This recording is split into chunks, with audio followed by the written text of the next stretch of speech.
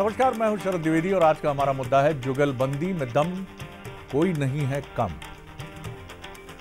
जीवन में जोड़ियों की जुगलबंदी मनुष्य के लिए बड़ी महत्वपूर्ण है। जीवन में देखें तो दाम्पत्य जीवन की जुगलबंदी, अगर दोनों जोड़ियां एक से बढ़कर एक हैं, पति और पत्नी, दाम्पत्य जीवन की गाड़ी ऐसी सपाटे से चलती है और ऐसी शानदार चलती है कि क्या कहिए। क्रिकेट की तरफ आइए तो सचिन तेंदुलकर और वीरेंद्र सहवाग एक बहुत ही ब्रेन से और क्लासिकल तरीके से खेलने वाले, एक एग्रेशन के साथ, लेकिन एक दूसरे पर गजब का कॉन्फिडेंस।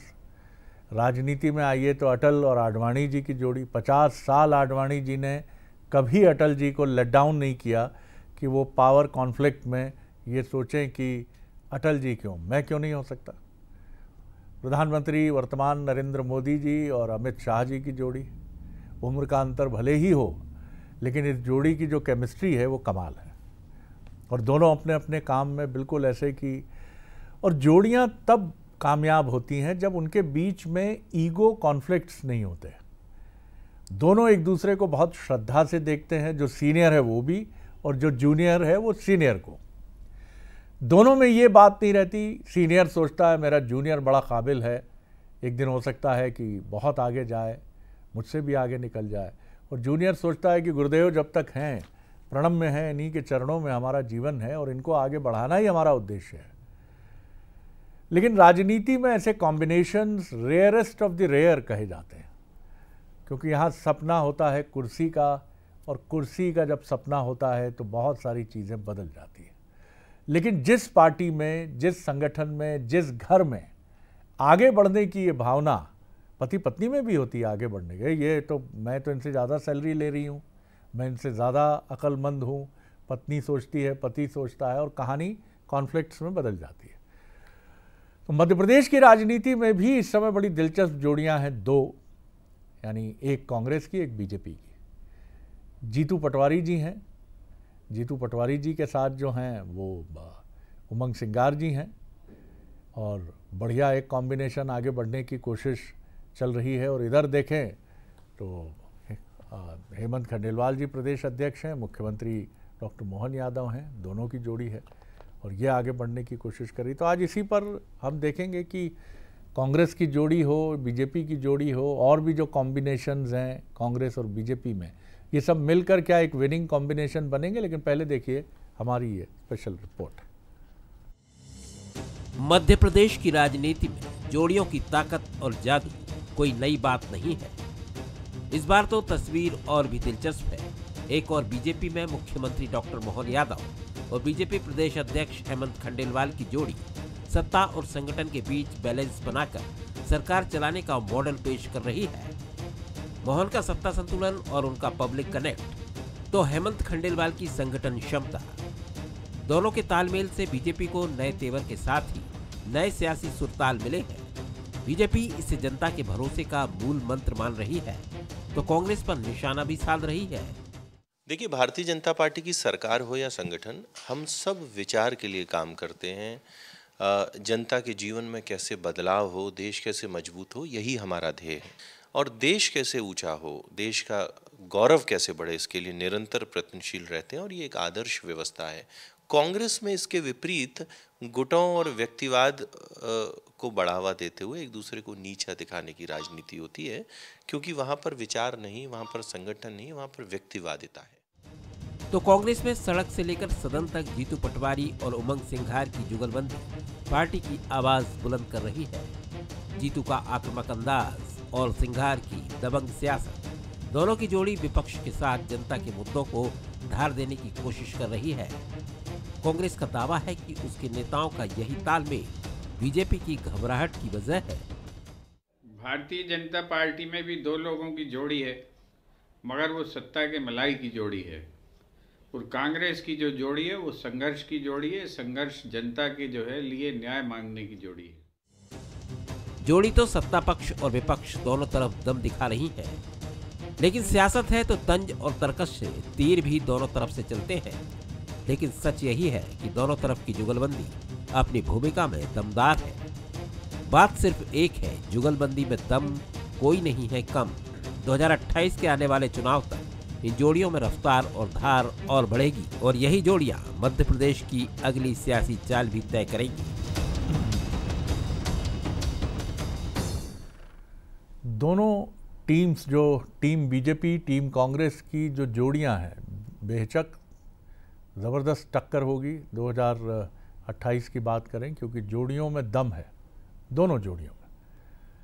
लेकिन एक अंतर है, अब ये पॉजिटिव होगा या पॉजिटिव नहीं होगा ये तो इलेक्शंस बताएंगे। लेकिन कांग्रेस की जोड़ी के जो दोनों बल्लेबाज हैं, ओपनिंग बैट्समैन हैं, जीतू पटवारी और उमंग सिंगार, ये दोनों एग्रेसिव बैटिंग करते हैं।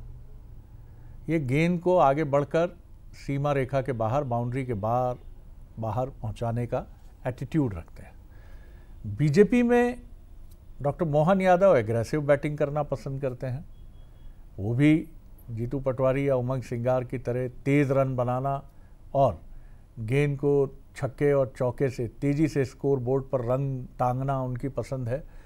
लेकिन हेमंत खंडेलवाल जी जो संगठन संभालते हैं वो कूल कैंपेनर हैं। वो दूसरे छोर पर खड़े हुए ज़रूर विनम्रता से ये कहते रहेंगे कि मोहन जी थोड़ा रुक के, मोहन जी इसको जाने दीजिए, है ना, छोड़ दीजिए, इस गेंद को छोड़ दीजिए, नहीं संभाल लेंगे अपन, बाद में लास्ट में बना लेंगे। तो ये क्या अंतर पैदा करेगा, या जीतू पटवारी जी और उमंग सिंगार की जोड़ी में भी कोई ऐसी रोल भूमिका प्ले करेगा? कौन होगा ये? क्योंकि ये बहुत ज़रूरी है, क्योंकि अगर आप तेज़ रन बनाने के लिए दोनों ही बल्लेबाजों को अटैकिंग मोड में भेज देते हैं तो थोड़ा सा अंतर तो पड़ता है। बहरहाल ये सब कल्पना की बातें हैं। कई बार एग्रेसिव बैटिंग भी बहुत फ़ायदेमंद होती है, ये भी हमने देखा है। हमारे सवाल देखिए, क्या मोहन और हेमंत जी की जुगलबंदी बीजेपी की सबसे बड़ी ताकत है, और क्या जीतू जी और उमंग जी की जोड़ी कांग्रेस को आक्रामकता, एग्रेसिवनेस सिखा रही है? क्या जोड़ियां ही 2028 के चुनाव में पार्टियों की किस्मत का फैसला करेंगी? तो ये तो हुई बात जोड़ियों की। अब बात मेहमानों की। हमारे जो मेहमान हैं उनसे मिलिए। युवा नेता बीजेपी के प्रवक्ता अजय धवले जी हमारे साथ हैं, उनका बहुत स्वागत है। अजीत सिंह भदौरिया हैं, सीनियर लीडर, स्पोक्स पर्सन, उनका बहुत स्वागत है। और जय नागड़ा जी हैं, मध्य प्रदेश के वरिष्ठतम पत्रकारों में से एक, राजनीतिक विश्लेषक। शादी के लिए कहा जाता है जय जी की marriages are made in heaven, लेकिन मुझे लगता है कि दुनिया भर की सारी जोड़ियों के लिए भी ये बात कही जा सकती है कि जोड़ियों का निर्धारण तो डेस्टिनी ही करती है। और कालजयी जोड़ियां जो होती हैं, चाहे वो राजा और सेनापति की हों, पुराने समय की बात करें, वो कॉम्बिनेशन युद्ध जिताता था। और आज हम देख ही रहे हैं जिस तरह से प्रधानमंत्री नरेंद्र मोदी और केंद्रीय गृह मंत्री अमित शाह का एक कॉम्बिनेशन है, वो गजब कर रहा है। कभी किसी ज़माने में आप नेहरू जी के साथ या इंदिरा जी के साथ इस कॉम्बिनेशन को देखते हैं। अटल जी और आडवाणी जी का कॉम्बिनेशन ज़बरदस्त था। तो कॉम्बिनेशन तो बहुत ज़रूरी है। अब ये दो कॉम्बिनेशन है, जीतू पटवारी, उमंग सिंगार, और इधर हेमंत खंडेलवाल और डॉक्टर मोहन यादव। एक कंपैरेटिव कमेंट सर आपका। ये बात सही है कि क्योंकि ये कह सकते हैं कि कोई भी व्यक्ति संपूर्ण नहीं होता, किसी की कुछ कमियां होती हैं, किसी की कुछ खूबियां होती है। तो दोनों कंपनसेट हो जाती हैं तो चीजें ज्यादा बेहतर तरीके से आगे जाती हैं। जैसे अटल जी की और अडवाणी जी की जो बहुत सफल जोड़ी थी, अटल जी का बहुत एक अलग तरह का इमेज था और अडवाणी जी का एक अलग तरह का वो था, लेकिन दोनों का एक कॉम्बिनेशन इतना अच्छा था जिसने बीजेपी को एक शून्य से शिखर तक पहुंचाया। तो मुझे लगता है कि ये इस तरह के कॉम्बिनेशन बहुत मैटर करते हैं और दोनों के बीच में एक अच्छा सामंजस्य होना बहुत महत्वपूर्ण है। और महत्वाकांक्षाओं को भी आपको नियंत्रित रखना पड़ेगा, सेक्रीफाइस भी करना पड़ता है, तो ये बहुत महत्वपूर्ण है। यदि आप दोनों की महत्वाकांक्षा है तो फिर वही आपका आपसी टकराव हो जाता है। और यदि आप दोनों मिल करके काम करते हैं तो मुझे लगता है चाहे वो खेल हो, चाहे क्रिकेट हो, चाहे हॉकी हो, ये सारा टीम गेम है। राजनीति भी उस टीम का ही हिस्सा है। आप अकेले कोई मैच नहीं जीत सकते, अकेले कोई गोल नहीं कर सकते। तो ये टीम तो बहुत महत्वपूर्ण है और दोनों की महत्वाकांक्षा न टकराए ये और भी ज्यादा महत्वपूर्ण है। तो मुझे लगता है कि एक बेहतर कॉम्बिनेशन वही होता है कि एक यदि आगे खेल रहा है तो दूसरा उसके सपोर्ट में खड़ा है।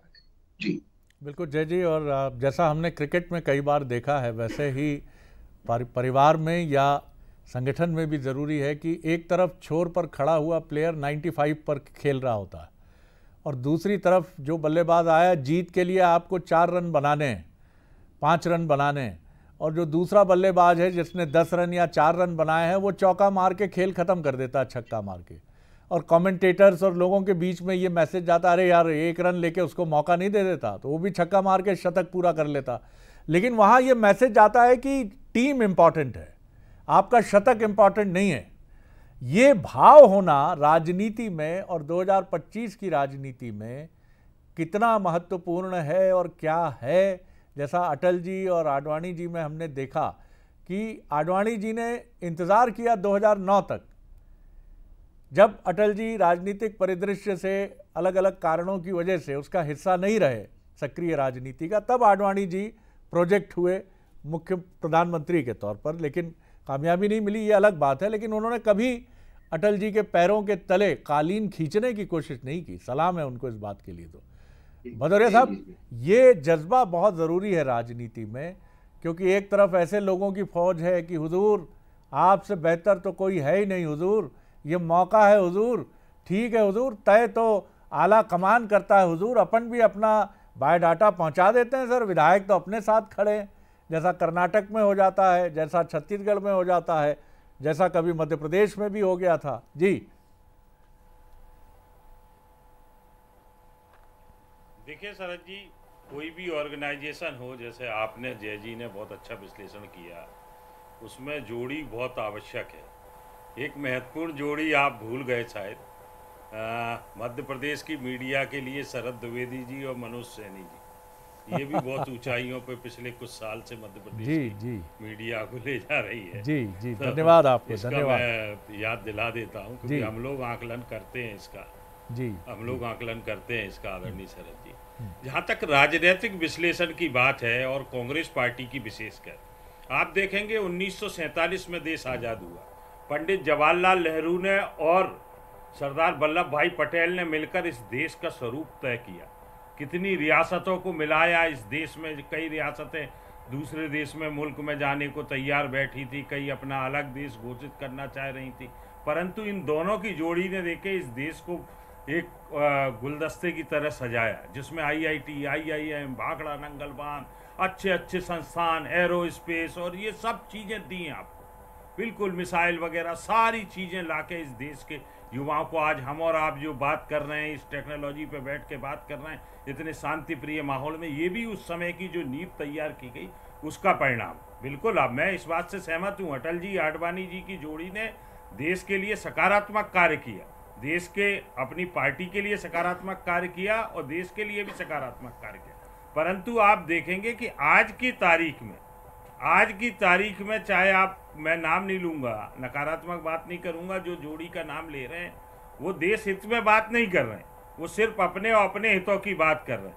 अब आप अगर मध्य प्रदेश के संदर्भ की बात करेंगे तो बिल्कुल जैसे हमारे कांग्रेस के प्रवक्ता साथी ने अभी अपनी बाइट में कहा था कि आज अगर हेमंत खंडेलवाल जी या मोहन यादव जी की जो जोड़ी बनी हुई है वो सत्ता के गठजोड़ से बनी हुई है, कोई मोहन यादव जी के पुराने जोड़ीदार नहीं है हेमंत खंडेलवाल जी, आदरणीय शरद जी।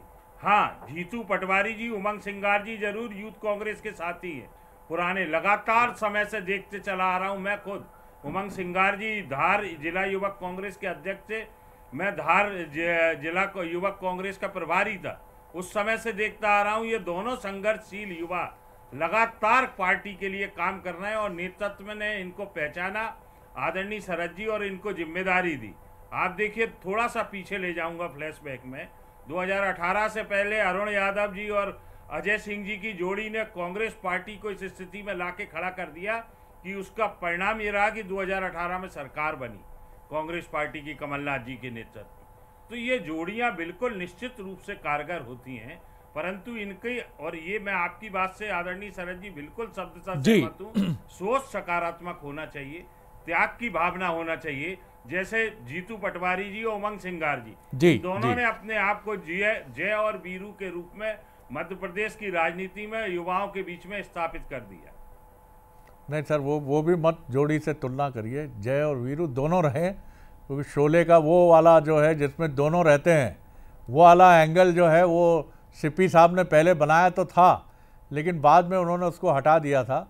तो जय और वीरू का प्रेम अनन्य है, इनके बीच में प्रेम रहे, दोनों साथ चलें और दोनों इसके लिए, या डॉक्टर मोहन यादव और हेमंत जी भी, एक प्रेम की जो बात है और वही सबसे महत्वपूर्ण है। क्योंकि आपके यहाँ क्या होता है कि हमने देखा कि बहुत अच्छी शुरुआत होती है, नो डाउट, आपके कैप्टन्स रन बनाते हैं, पार्टी को जीत की तरफ ले जाते हैं, ऐसा लगता है कि मैच आपके पाले में है। अचानक कुछ निचले क्रम के बल्लेबाज जल्दबाजी दिखाते हैं, गुटबाजी रूपी जल्दबाजी, और जल्दी जल्दी विकेट गंवा के आपको फिर सन्नाटे में खड़ा कर देते हैं। तो ये जो चीज़ है, इससे ही कांग्रेस को बचना है। और वहाँ जोड़ी अगर बन गई निचले क्रम पर भी, और हर बल्लेबाज ये कह रहा है नहीं शतक बने या ना बने, कांग्रेस को जिताना है, तो बात बनेगी। अजय जी, निश्चित तौर पर आपके यहाँ जोड़ियों का जलवा है। वर्तमान जोड़ी जो है वो भी कमाल है। अमित शाह जी की बात करें तो उनके जैसा चाणक्य उनको कहा जाता है आज की राजनीति का, और अपनी महत्वाकांक्षाएं या तमाम चीज़ें कभी सामने उन्होंने कभी भी, बस एक ही ध्येय है उनका कि उनकी पार्टी का लीडर, ऑर्गेनाइजेशन ये आगे बढ़े। और मोदी जी एक ऐसे कैप्टन हैं जो भी उन्हें बढ़िया टीम की तरफ से एक बना के शॉट दिया जाता है, वो सीधे गेंद सीमा रेखा के बाहर पहुंचाते हैं। ये बहुत अच्छी बात है, लेकिन ये सब चलता रहे और ये राज्यों में भी नज़र आए, क्योंकि कई बार आपके यहाँ भी ऐसा नज़र आता है, चर्चा शुरू हो जाती है कि कुछ बल्लेबाज जो सीनियर भी हैं वो भी कुछ हड़बड़ी दिखा रहे हैं। जी शरद जी, पहले तो आपको बहुत धन्यवाद कि बहुत दिनों बाद किसी ऐसे एकेडमिक डिबेट या डिस्कोर्स कहेंगे उसमें बैठने का अवसर मिला है, क्योंकि रोज किसी न किसी एक विषय पे डिबेट होती है। मूल रूप से आज के यदि हम परिचर्चा में देखेंगे तो ये एक बहुत थोड़ा सा अभ्यास का भी विषय है। भारतीय जनता पार्टी की या जनसंघ की स्थापना से आप देखेंगे कि एक पॉलिटिकल सिनर्जी कैसे रही है। डॉक्टर श्यामा प्रसाद मुखर्जी, पंडित दीनदयाल जी एक सिनर्जी आगे लेके आई, फिर जो हमारा वर्तमान का नेतृत्व आदरणीय प्रधानमंत्री श्री नरेंद्र मोदी जी की बात कर ले, हम अमित शाह जी की बात कर ले, पूर्ववर्ती उदाहरण आपने लालकृष्ण आडवाणी जी और अटल जी के दिए हैं। लेकिन कहीं ना कहीं पॉलिटिक्स में एक बहुत अच्छी कहावत है कि पॉलिटिक्स ऑलवेज रिक्वायर्ड सैक्रिफाइस। जब जब आपको दल को आगे बढ़ाना है, जब जब आपको दल को सत्तासीन करना है, संगठन को आगे बढ़ाना है, तो किसी ना किसी को सैक्रिफाइसेस देने पड़ते हैं। उसी के ऊपर ये दल खड़े होते हैं। चाहे हम दलों की बात करें, परिवारों की बात करें, अपने रोजमर्रा के जीवन की बात करें, किसी एक व्यक्ति को सैक्रिफाइसेस करने पड़ते हैं। और आज भारतीय जनता पार्टी जो विश्व का सबसे बड़ा एक ऐसा राजनीतिक संगठन है जो अपनी असफलताओं के बाद भी सफलता के पैमाने पे अपनी कार्य कर्तव्य परायणता की वजह से, अपने नेतृत्व की सैक्रिफाइसेस की वजह से खड़ा है। हमने देखा है कि आडवाणी जी ने वो सैक्रिफाइसेस दिए कि आज भारतीय जनता पार्टी वहां संगठन के तौर पे खड़ी है। प्रधानमंत्री श्री नरेंद्र मोदी जी ने आज भाजपा को अजय बना के रखा है। अमित शाह जी का नेतृत्व आज भारतीय जनता पार्टी को द्वारका से लेकर डिब्रूगढ़ तक के और कश्मीर से लेकर कन्याकुमारी तक के फैलाने के लिए काम कर रहा है। मध्य प्रदेश के परिप्रेक्ष्य में यदि बात कर ले तो हमारे आदरणीय मुख्यमंत्री डॉक्टर मोहन यादव जी, हमारे आदरणीय प्रदेश अध्यक्ष हेमंत खंडेलवाल जी, इनकी जो पॉलिटिकल सिनर्जी है, आपने बहुत अच्छे से उसको एप्टली डिस्क्राइब किया कि एक का बहुत सक्षम नेतृत्व है जो एग्रेसिवली डिसीजन लेते हैं, दूसरे बहुत कूल माइंड से निर्णय की जिनकी क्षमता है। पॉलिटिक्स में ये इसलिए भी आवश्यक होता है कि हमेशा अवसर नहीं आते कि आप सत्ता में ही रहेंगे। कई बार आपको विपक्ष में भी बैठने के समय आता है। और हमने ये देखा जब जब भारतीय जनता पार्टी डिबैकल होते हैं संगठन के, तो हमने हमेशा से अपने हारों से समीक्षा की, उससे आगे बढ़ा। इसके उलट यदि हम कांग्रेस की समीक्षा कर ले, आज कांग्रेस की जिस जोड़ी की आप वर्तमान की बात कर रहे हैं, यदि कांग्रेस में हार आ जाती है, असफलता आ जाती है, तो कांग्रेस बिखरने लग जाती है। हमने ऐसे पूर्व की अनेक उदाहरण देखे। तो असफलता को भी किसी के ऊपर थोपना पड़ता है, असफलता की भी रिस्पॉन्सिबिलिटी लेनी पड़ती है। अकाउंटेबिलिटी पॉलिटिक्स में फिक्स होने की आवश्यकता है। आज कांग्रेस और भारतीय जनता पार्टी में जो बेसिक अंतर है वो है कि भारतीय जनता पार्टी का प्रत्येक समर्पित कार्यकर्ता एक विचार के प्रति समर्पित है। वही कांग्रेस में सारे के सारे लोगों का एक परिवार के प्रति समर्पण का जो भाव है वो भाजपा और कांग्रेस को डिफरेंशिएट कर देता है। वर्तमान में आज हम कहते हैं कि हमारा जो फॉर्मिडेबल ड्यू है, चाहे प्रधानमंत्री जी की बात कर ले, अमित शाह जी की बात कर ले, वही मध्य प्रदेश के परिप्रेक्ष्य में हमारे संगठन के मुखिया हेमंत जी और हमारे माननीय मुख्यमंत्री जी, तो कहीं ना कहीं ये जो फॉर्मिडेबल ड्यू है, इनका एक शेयर्ड विजन होना चाहिए कि मध्य प्रदेश को गतिशील मध्य प्रदेश बनाना है, विकसित मध्य प्रदेश बनाना है। सिर्फ किसी एक परिवार के मुखिया को हमें देश का प्रधानमंत्री बनाना है, ये यदि आपका उद्देश्य रहेगा तो आप अपने गोल्स अचीव नहीं कर पाएंगे। जी, मैं दूसरे राउंड की तरफ लौटता हूं। जय जी, एक जोड़ी के जो इनविजिबल पार्टनर की बात हम करना भूल गए, बीजेपी के रेफरेंस में मैं कह रहा हूं ये बात, और वो इनविजिबल पार्टनर है राष्ट्रीय स्वयंसेवक संघ। एक बार बीजेपी के एक दिग्गज नेता ने अनौपचारिक चर्चा में हमें बताया कि एक बड़े नेता जिनकी कुर्सी थोड़ी डगमगा रही थी, कहाँ का मसला है ये उन्होंने भी खुलासा नहीं किया। उन्होंने कहा कई बरस पहले की बात है और जिनकी कुर्सी डगमगा रही थी वो संघ के एक बड़े पदाधिकारी के पास गए शरण लेने के लिए कि साहब कुछ हो जाए तो मैं आगे कंटिन्यू करता रहूँगा। तो उन्होंने कहा मैं मदद तो करने का प्रयास तो करूँगा, लेकिन मुझे ये बता दीजिए कि आप कितने समय तक इस कुर्सी पर रहेंगे, क्या इसका कोई श्योरिटी एलिमेंट आपके पास है कि ये 5 साल हो गए तो अगले 5 साल, फिर आप 65-70 के हो जाएंगे, उसके बाद अगले 5 साल और उसके अगले 5 साल। तो उन्होंने धीरे से सर झुका लिया था। और ये संघ वो ऐसा एक न्यूट्रल पार्टनर है बीजेपी का जो आईना लेकर बैठा रहता है बीजेपी के लिए कि भाई साहब ये देख लीजिए अपना चेहरा, बाकी आप जो कह रहे हैं कर रहे हैं वो ठीक है, बढ़िया है, हमें उससे कोई लेना देना नहीं है। क्या ये एक बड़ी संतुलनकारी भूमिका बीजेपी के लिए निभाता है? शरद जी, ये बात सही है कि संघ की एक बहुत महत्वपूर्ण भूमिका है। बल्कि मैं तो आज किसी तरह ये चर्चा भी कर रहा था कि संघ की स्थिति बीजेपी के लिए वैसी ही है जैसे कोई बैंक में लोन लेने जाए तो गारंटर की आपको जरूरत होती है। तो संघ को एक गारंटर के रूप में देखता हूँ जिसको लोग देखते हैं कि यहाँ पर कहीं कहीं एथिक्स है, कोई मॉरल वैल्यूज है, वो है। अब ये बात और है कि कई बार डिफॉल्टर हो जाए तो फिर लोग वापस फिर उस गारंटर की तरफ देखने लग जाते हैं, भाई आपने तो ये कमिट किया था, ये रहा है। तो कई बार ये स्थितियां होती है। तो मुझे लगता है ये बात सही है कि संघ सीधे तो राजनीति में नहीं आता, लेकिन एक नियंत्रण कहीं ना कहीं है और लोगों का विश्वास इसके ऊपर है कि कहीं इनका कंट्रोल इनके पास है कि कहीं सीधे कुछ यदि स्थिति होती है तो ये बिगड़ने नहीं देंगे। तो ये एक महत्वपूर्ण बात है कि संघ बीजेपी के लिए बड़ा सपोर्ट है, एक सपोर्ट सिस्टम है। जहां भी पार्टी कहीं कैंडिडेट कमजोर होता है तो संघ के ही लोग मैदान में उतर करके, और ये बात हमारे सामने आई है कि इस जगह पे संघ के लोग जब मैदान में उतर गए तो उन्होंने बिल्कुल डूबती नैया को किनारे कर दिया। तो संघ के पास एक बड़ी ताकत है। तो कांग्रेस को भी इसी तरह की जरूरत थी और किया भी था, सेवादल को उसी रूप से तैयार करने की बात की थी। तो आज कांग्रेस के पास तो उसी संगठन की एक कमी है जहाँ जो मुझे लगता है कि उसको उसकी भरपाई करनी जरूरी है। बिल्कुल। तो एक कैडर बेस्ड संस्था की जरूरत तो निश्चित रूप से है। जी बिल्कुल सही कहा जय जी। और कांग्रेस की थोड़ी विडंबना ये रही कि जितने विभाजन उसके होते चले गए, खासतौर से 60 के बाद और इंदिरा जी के उदय के बाद, उतना ही जो आलोचकों और समीक्षकों का एक धड़ा था जो इंदिरा जी की रीति नीति पर या तत्कालीन कांग्रेस की रीति नीति पर उंगली उठाता था, वो सब अलग अलग छिटकता चला गया। और उस समय की कांग्रेस के साथ, इंदिरा जी की कांग्रेस के साथ ऐसी संख्या बची जो कहते थे कि हुजूर आपका चेहरा तो आफताब है, आपके नेतृत्व में सब कुछ है। और ये चीज़ कांग्रेस के लिए चुनौती बनती है। धीरे धीरे अहमद पटेल, महेश जोशी या वीरेंद्र तिवारी मुझे याद आते हैं जो विधायक दल के स्थायी सचिव होते थे। लोग उन्हें नहीं जानते थे लेकिन वो पार्टी के लिए समर्पित थे। अजीत जी, ये दौर लौटाना होगा। जी बिल्कुल आदरणीय शरद जी, देश हित में ये दौर लौटाना होगा। आज लड़ाई बहुत महत्वपूर्ण है इस देश के लिए। आज आप जिस जोड़ी का सब लोग जिक्र कर रहे हैं, नरेंद्र मोदी जी, अमित शाह जी की, वो जोड़ी संवैधानिक रूप से या लोकतांत्रिक रूप से मूल्यों को स्थापित नहीं कर रही है देश में। आप देखेंगे कि चाहे कोई सी संवैधानिक संस्था हो, अपना जो जिस तरीके से टेरर के रूप में उन्होंने अपनी मुट्ठी में कर रखा है, जिस तरीके से वो चुनाव आयोग से पहले तारीखें बता देते हैं इस देश में चुनाव की, इस देश में बता देते हैं कि अगला चुनाव बहुत संक्षेप में अजीत जी, मैं कोई कमेंट लूंगा अजय जी का भी। ये चीजें लोकतंत्र के लिए आदरणीय शरद जी बहुत घातक है। और जो जिस आप इंदिरा जी के दौर की बात कर रहे हैं, वो दौर आज भारतीय जनता पार्टी में, आज नरेंद्र मोदी जी और अमित शाह जी के आतंक के आगे ये स्थिति है कि जेपी नड्डा जैसे इनके राष्ट्रीय अध्यक्ष जब 2 कदम कहीं बराबरी पे नरेंद्र मोदी जी के आ जाते हैं। चलिए मैं रिएक्शन लूंगा अजय जी का। अजय जी, कोई कमेंट, वक्त कम है सर, बराबर मत चलिए, 40 सेकंड में अपनी बात कहें अजय जी। देखिए शरद जी, कांग्रेस आज जोड़ियों का विषय है, तो कांग्रेस की कुछ जोड़ियां और कुछ राज्यों के उदाहरण गिनाना चाहता हूँ कि किस प्रकार से कांग्रेस को गर्त में ले जाके।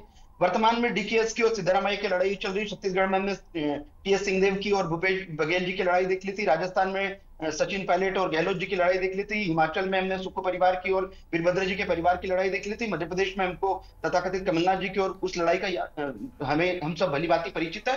ये जो कांग्रेस का डिबैकल का मुख्य कारण यही है कि सैक्रिफाइसेस करना चाहता ही नहीं, कोई संगठन को आगे बढ़ाना नहीं चाहता। इनका एकमात्र उद्देश्य कि इन प्रकार राहुल गांधी को देश का प्रधानमंत्री बनाना। वही भारतीय जनता पार्टी जो समर्पित कार्यकर्ताओं का दल है, विचार के प्रति समर्पित है, जिसको पता है कि हम ना रहे तो भी संगठन आगे बढ़ने की आवश्यकता, और आइडियोलॉजी के प्रति, जैसा कि आपने आइडियोलॉजी के प्रति समर्पित कार्यकर्ता की बात की, ये संगठन को आगे लेके जाए। बिल्कुल, आपने ये बात आपकी सही है, और अजीत जी की भी ये बातें सही हैं कि वो मेहनत कर रहे हैं, परिश्रम कर रहे हैं। राजनीतिक आरोप प्रत्यारोप तो होंगे ही, राजनीतिक दल हैं, लेकिन आपको ढूंढना पड़ेगा, और निष्ठा आती कहाँ से है, कमिटमेंट आता कहाँ से है। ये सबसे महत्वपूर्ण बात है कि जैसा एक अमेरिकन लेखक जो दक्षिण एशिया पर लिखते रहे हैं, जोसेफ वॉलकॉट शायद उनका नाम है, और उन्होंने भारत के पहलवानों पर एक बड़ी चर्चित किताब लिखी है, और उन्होंने लिखा है कि हमने देखा कि भारत के पहलवान नैतिकता को बड़ी तरजीह देते हैं। इनमें से अनेक पहलवान शाकाहारी भोजन करते हैं, और इसके अलावा वो ब्रह्मचर्य का पालन अनिवार्य मानते हैं। नैतिकता, निष्ठा आती है नैतिकता से, निष्ठा, प्रतिबद्धता। अगर आप कांग्रेस रूपी विचार से प्यार करते हैं, बीजेपी रूपी विचार से प्यार करते हैं, तो कोई प्रलोभन आपको डिगा नहीं पाता। ये बड़ी आंधी है। जिस तरह से आज हम देखते हैं, ठीक है बीजेपी ने प्रलोभन दिया, तो चरित्र की परीक्षा तो प्रलोभन आने पर ही होती है। आखिर जो डिग गया वो कैसा सन्यासी, वो कैसा ब्रह्मचारी, वो कैसा तपस्वी जो एक प्रलोभन आने पर हिल गया और डिग गया? ये बड़ा सवाल है, और इसी सवाल से कांग्रेस को जूझना है और नई कांग्रेस को निकालना है। बहुत शुक्रिया आप सभी मेहमानों का। नमस्कार।